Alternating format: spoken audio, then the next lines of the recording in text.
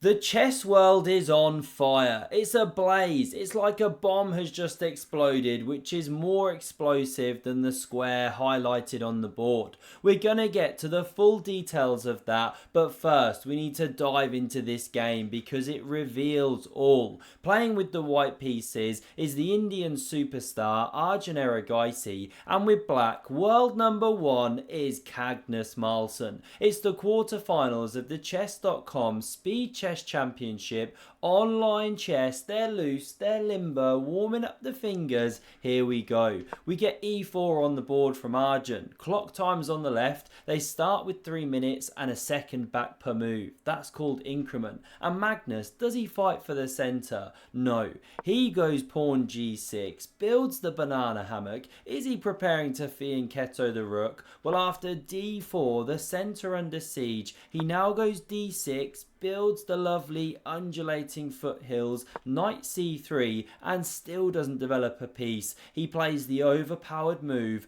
pawn to c ships. Arjun intimidated, but he carries on. He relies on his trusty pet pony and goes knight f3, channeling his inner horsey, getting them out and doing a bit of a neigh and a whinny as he does. Many top guys do. And now Magnus fianchettos the Archbishop of Banterbury, doesn't go with the rook, leaves us hanging, hits this chocolate slide. Arjun gets his sniper out and Magnus goes knight f6. Provocative, e5 on the way. Queen d2 now played, and look at the ferocity of this attack. Imagine being on the black side of this, you'd be pooping your pants. But Magnus leans back, says come at me bro, and takes a massive chomp of his food on the go. 3 bites in fact. Many super grandmasters do that to channel their defensive energy. His cheeks are full, he's like a big old world number one hamster, and casually plays pawn b5.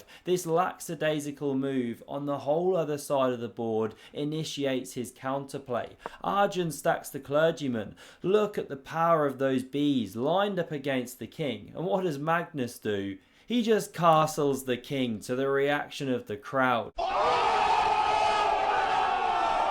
Everyone's buzzing, we've got a fight on our hands. Bishop h6 prepares to kill Magnus's monarch, and some people even start chanting kill. It's like a scene of Gladiator. Danny Wrench is holding up the thumb. Tensions building. Magnus goes bishop g4, and this is his source of counterplay. Pressure this pony. Where's this king going? Gotta make a decision one day. Arjun now decides not to yet castle, but play through the center. You dare play like this against me? I'm world number 4, classical chess. I'm gonna blow you off the board, Magnus. Pawn recaptures. Where's your knight stumbling to? Magnus centralizes it, and now, yes, Arjun stands better. This is a nice start. King recaptures, but he misses a great move here. He should centralize this bastion. It sets up these really nice ideas of f3. We've gone to the back cave, analysis mode. Kick back this bishop. It's kind of awkwardly placed. Then h4's on the way, and it's not easy to achieve c5, or this one's weak, etc. Very nice move, but missed. Arjun plays the immediate pawn h4, ploughing down the board there, but it allows Magnus some defensive shots. He could already take that knight off the board, but he starts with h5. This is the equivalent of a chess high five. Down on the rook file there, and now Arjun does move the knight, but not to the most ideal square. It hits g5, f3 on the way, but Magnus is in time now with queen c7, pressuring e5, threatening to take with check, so no time for f3. There's these really awesome e6 shots now. Nice idea for Arjun, but he misses it. A nice way to complicate it. Instead he takes on d5, no time to take with check, or the knight drops to e3. Those pesky ponies do move backwards as well. Easy to miss those details. Magnus recaptures with the pawn. Again e6 is a really nice shot. Sure, you can check, but king f1, and this rook comes to the e file. Nice counterplay, but missed. Arjun goes queen e3, defending the pawn, and now how about this for a move? In the words of Christian on the C Squared podcast, trust me, it's an absolute banger. It's a game changer. Yes, Magnus finds pawn to d4. Even Kramnik in the corner is purring away because he's watching the game here. He's on anti-cheating watch. He's just sucking away on his vape in the corner, making sure the players play fair. He's in Magnus's camp down in Oslo. So the queen slides over to g3 here. Knight c6 on the board, pressuring e5.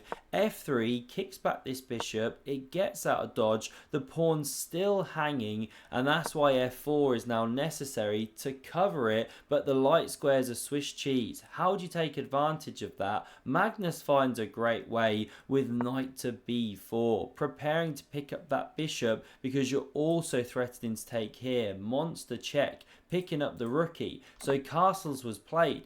Magnus takes on d3. The queen could capture, but then this one comes streaming out with tempo. So pawn takes back, bishop f5, and how does he do it? Magnus just finding squares for his pieces, creating pawn structures favourable to him, and now this knight looks great, but what's it actually doing? We get rook ac1, queen under fire, poker face from Arjun, but Magnus spots it. He's world number one for a reason. Queen f3 played, pressuring the rook, and there's some nice ideas of queen d5 as well, pressuring f7 in some lines. But after rook ac8, we don't see any of it because already Arjun pops a pony on e4. Nice centralization, but Magnus now ready to chop it off the board at the right moment. Imagine b4, knight c5, that's an outpost and a half. So Magnus starts with queen b7, could have taken straight away, and this now sets up a fascinating tactic. Arjun leans back, finds the move. He is getting lower on the clock though.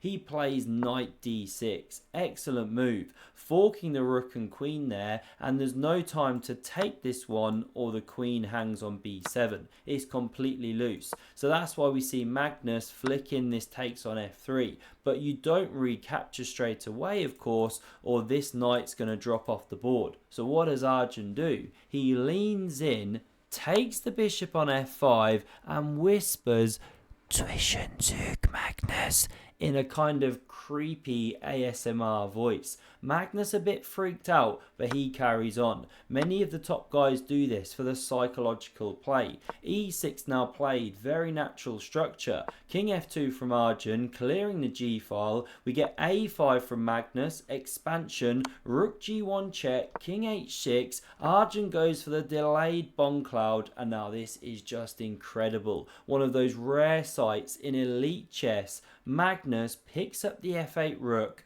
and forms the rook cube. Once again, we get lightning bolts firing from his hair as it begins to expand. They're shooting from all ends, rear end, front end. Kramnik's glasses slip off his face. He's incredulous at what's going on. Rush of air through the apartment. Magnus's hair expanding. It's an incredible scene. Arjun's so put off by what he's seeing on camera, he can't take it anymore and has to take the rook on c8. The cube is broken. Magnus now faced with a difficult decision. Which rook to capture? It's like trying to choose between biscuit and cake. Father beaching. Biscuit or cake? Biscuit or cake? Biscuit or cake? Let's see. For God's sake, hurry up, man! Biscuit, no cake!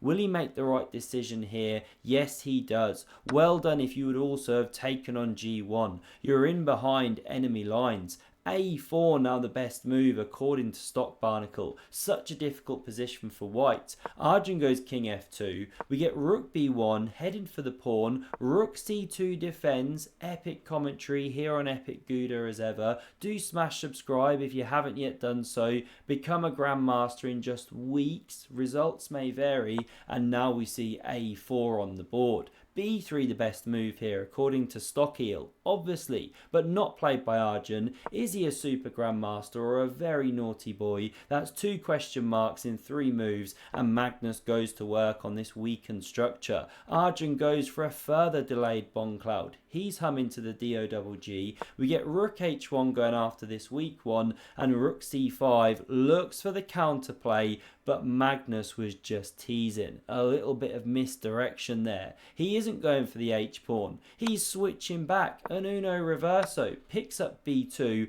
and defends b5. What an absolute beast. The GOAT of the endgame.